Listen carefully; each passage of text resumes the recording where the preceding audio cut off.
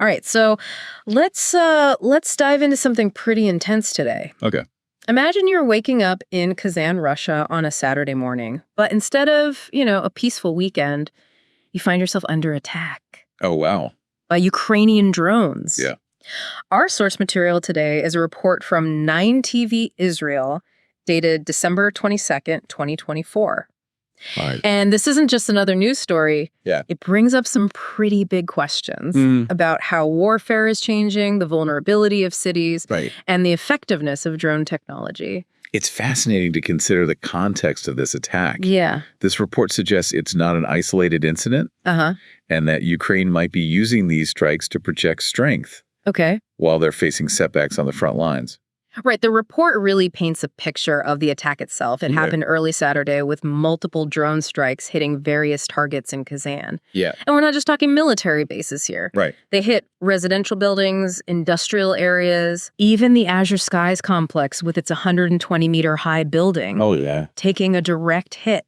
The report emphasizes the human impact. Yeah. Talking about casualties, evacuations, Right. and search and rescue efforts going through the rubble. Oh, wow. It seems like the city was thrown into chaos. The report even mentions that mass events in Kazan were canceled for 2 days. Oh, really? Airports in Kazan, Ijevsk, and Saratov were temporarily restricted. Wow. And residents were told to take shelter in basements when they heard sirens. Oh, my God. It sounds like they went into full lockdown mode.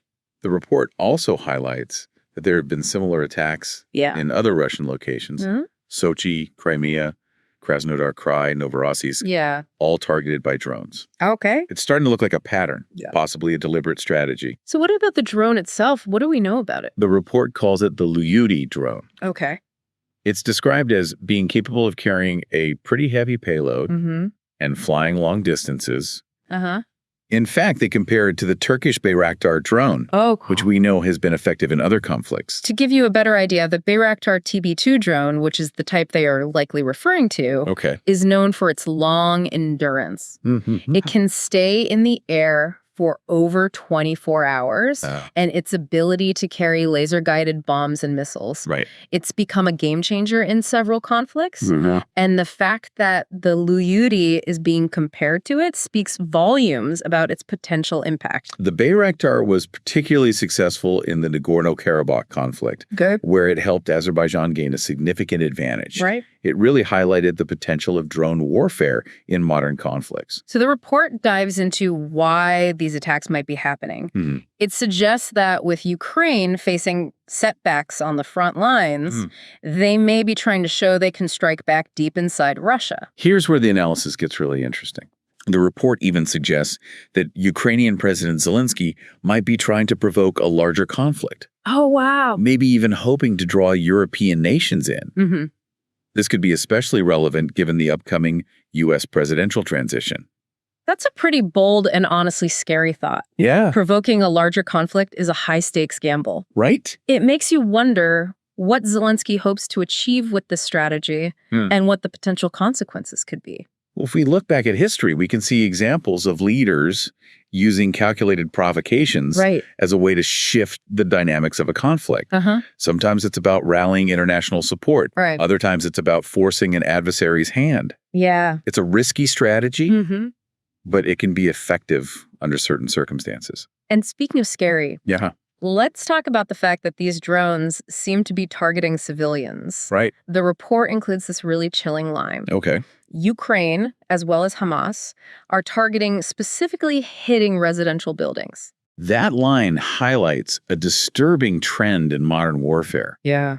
The blurring of lines between civilian and military targets. The potential for mass casualties in this type of conflict is incredibly high. And this is all before we even consider how drone technology is advancing. Exactly. The report mentions the possibility of drones using artificial intelligence for targeted strikes. Right. Which would make them even harder to defend against. It's like an arms race. Yeah. The report even quotes Israeli military expert Moshe Litvin talking about the struggle between sword and shield, where air defense systems are constantly trying to catch up to new threats. So are there any examples of how other countries have dealt with similar threats that we could learn from? The report actually brings up Israel's response to attacks from Hamas and Hezbollah. Okay. They've had to deal with these kinds of threats for a while. Right. And have developed some pretty sophisticated defense mechanisms. It's interesting to think about how their experience could inform the Russian response to these attacks. Yeah. But we'll get into that a bit later. Okay.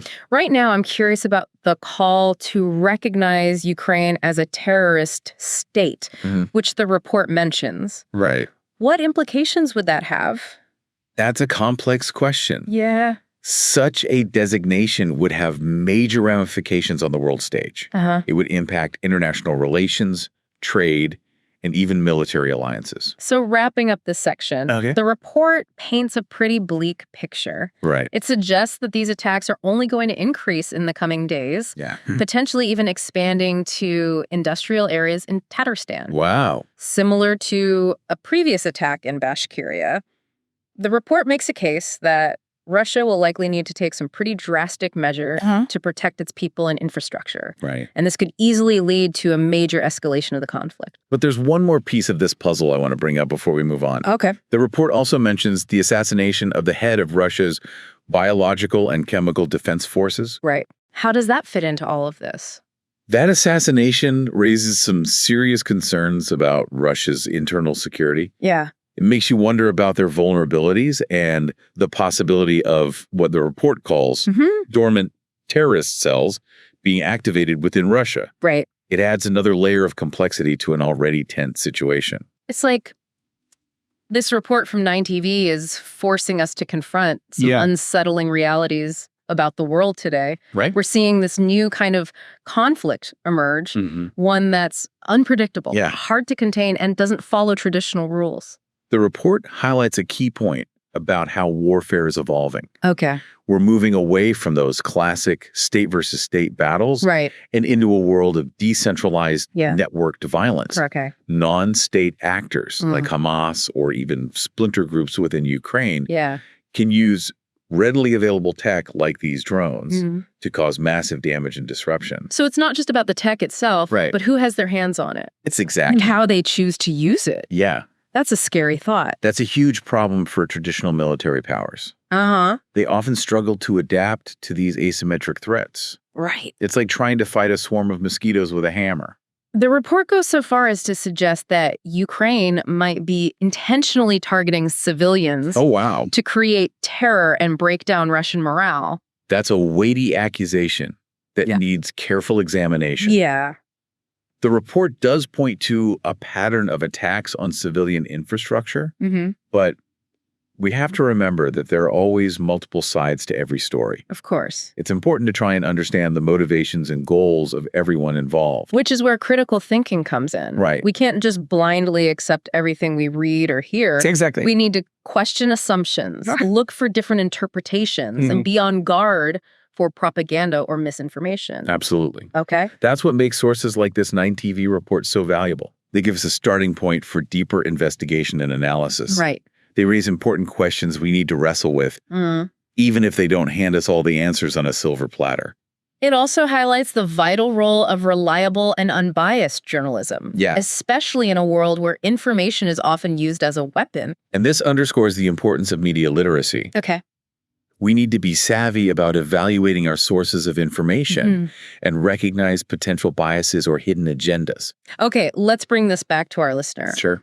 What are some key takeaways from all this? Yeah. What should they be thinking about as they process this information? The first takeaway, in my opinion, is that this deep dive really brings home the fact that our world is becoming an increasingly dangerous and unpredictable place. Conflicts are popping up in unexpected places, and the line between war and peace is getting blurry. And this isn't some far-off problem that doesn't concern us. What's happening in Kazan and the broader trends we've been talking about could affect everyone, no matter where they live. Exactly. Okay. Global interconnectedness means that events in one part of the world can have a ripple effect across the globe. Right. We can't afford to be complacent or indifferent. So what can we do?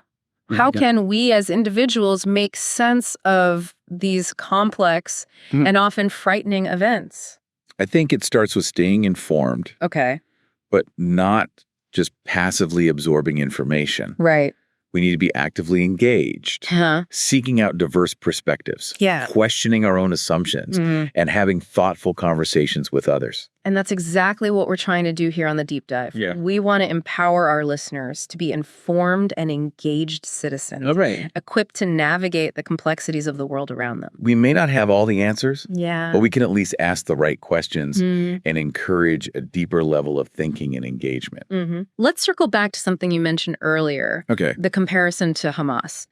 The report draws some interesting parallels between the tactics being used by Ukraine and those of terrorist organizations. Can you elaborate on that a bit more? It's crucial to understand that modern warfare is becoming more and more asymmetric.